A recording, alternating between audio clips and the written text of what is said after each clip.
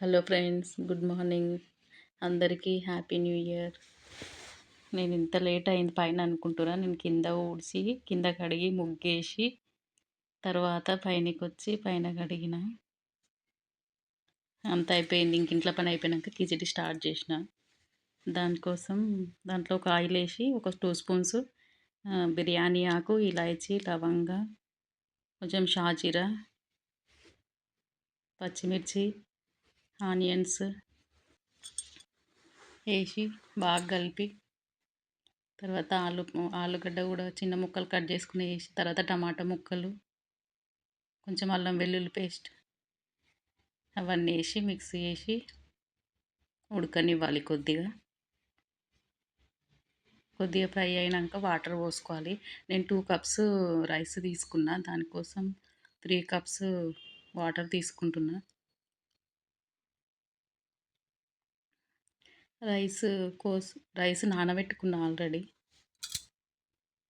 సరిపడినంత సాల్ట్ వేసుకొని వాటర్ మరిగించుకోవాలి. రైస్ వచ్చినాయి, వాటర్ వచ్చేసింది, ఉడికినాయి, నీళ్ళు మరిగినాయి. ఇప్పుడు రైస్ వేసిన ఉడుకుతుంది అన్నము. ఇంకొద్దిసేపు అయితే అవుతుంది. 50% అయ్యింది.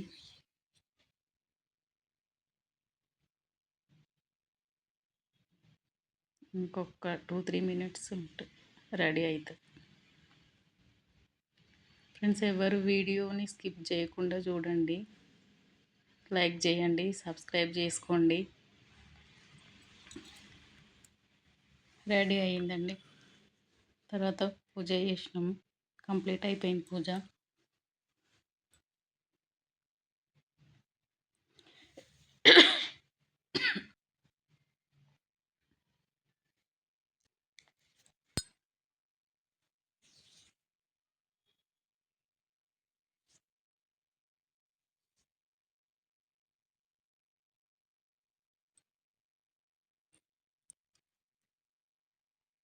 తర్వాత మధ్యాహ్నం గులాబ్ జామ్ చేద్దామని అంతా రెడీ చేస్తున్నా.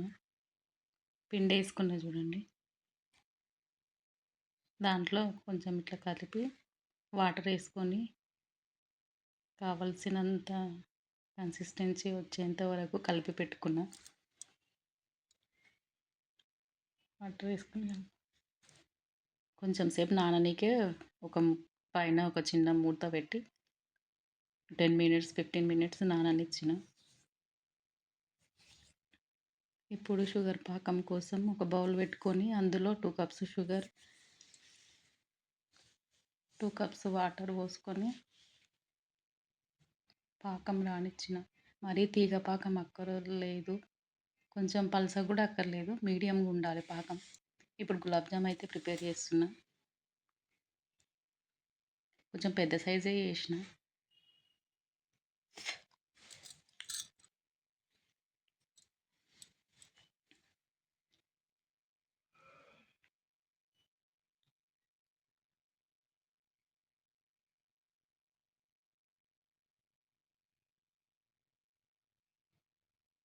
మొత్తం చేసి చేయడం చూయిస్తే లాగ్ ఎక్కువ అవుతుందని మధ్యలో మధ్యలో కట్ చేసుకుంటూ పెట్టిన.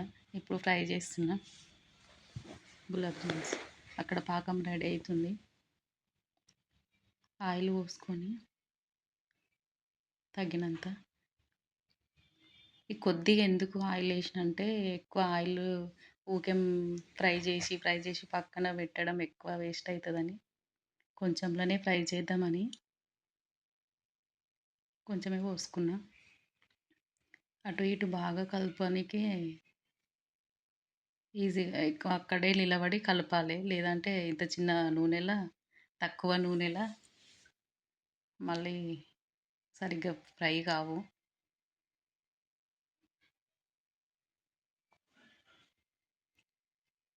వేస్తున్నా చూడండి.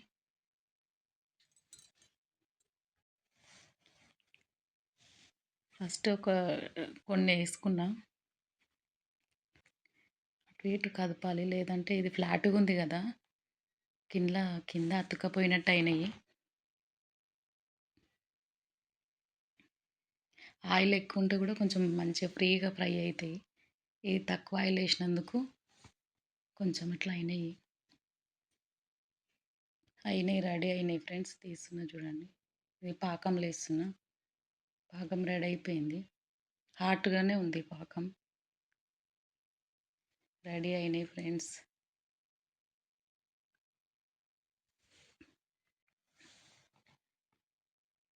ఫ్రెండ్స్ ట్రీస్ ఎట్లా ఉన్నాయో చూడండి. ఎండ మస్తు ఉంది అక్కడ సైడు. మంచిగా కొంచెం నీళ్ళు కొట్టి కొంచెం దుమ్ము ఎక్కువ పట్టినుండే వాటర్ కొట్టి క్లీన్ చేసి ఇంకొక చెట్టు ఫ్లవర్ వచ్చింది చిన్నది స్నేక్ ప్లాంట్కి. ఇది దానిమ్మ కాదు, ఆరెంజ్ చెట్టు. ఫ్రెండ్స్ ఇప్పుడు సాయంత్రం తోటకూర చేస్తున్నా. దానికోసం ఆయిల్ వేసుకొని ఆనియన్స్ వేసుకొని ఫ్రై చేసుకుంటున్నా. తర్వాత కరివేపాకు కొద్దిగా. ఫ్రెండ్స్ ఆ పక్కన రైస్ అవుతుంది. కొంచెం అల్లం వెల్లుల్లి పేస్ట్ వేసి కలుపుకొని కొంచెం పసుపు. టేస్ట్ అయితే మస్తు సూపర్ అయింది తోటకూర. టమాటాలు వేసిన ఫ్రెండ్స్. అవి కూడా కొంచెం మగ్గనివ్వాలి. కొంచెం మగ్గిన తర్వాత కారం ఉప్పు వేసి తోటకూర వేసుకుంటున్నా ఫ్రెండ్స్. నెక్స్ట్ కారం ఉప్పు వేసుకుంటా. ఇది కొంచెం మగ్గాలి కదా తోటకూర. 2 స్పూన్స్ కారం, 1 స్పూన్ కొంచెం 1½ అట్లా 2 కారం ఉప్పు వేసి బాగా మిక్స్ చేసుకోవాలి. కొత్తిమీర వేసిన ఫ్రెండ్స్. లాస్ట్ కొత్తిమీర వేసుకొని దించేసుకున్నా. ఇప్పుడు రొట్టె ప్రిపేర్ చేస్తున్నా ఫ్రెండ్స్. 2 రొట్టెలు చేసిన.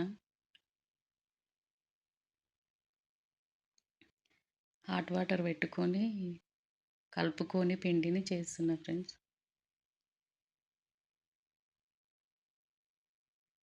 పెనం పైన వేసిన చూడండి. మంచిగా గాలిన తర్వాత రుద్దుకోవాలి. రుద్దుకున్న తర్వాత మలిపేయాలి. ఇంకో సైడ్ మంచిగా వచ్చింది కదా. ఇంకోటి చేస్తున్నా ఫ్రెండ్స్. మంచిగా కాల్చుకోవాలి. మొత్తం పచ్చి పచ్చిగా ఎక్కడైనా ఉంటే దాన్ని చూసుకొని మంచిగా కాల్చుకోవాలి. రెడీ అయింది ఫ్రెండ్స్. నెక్స్ట్ ఇంకోటి వేసి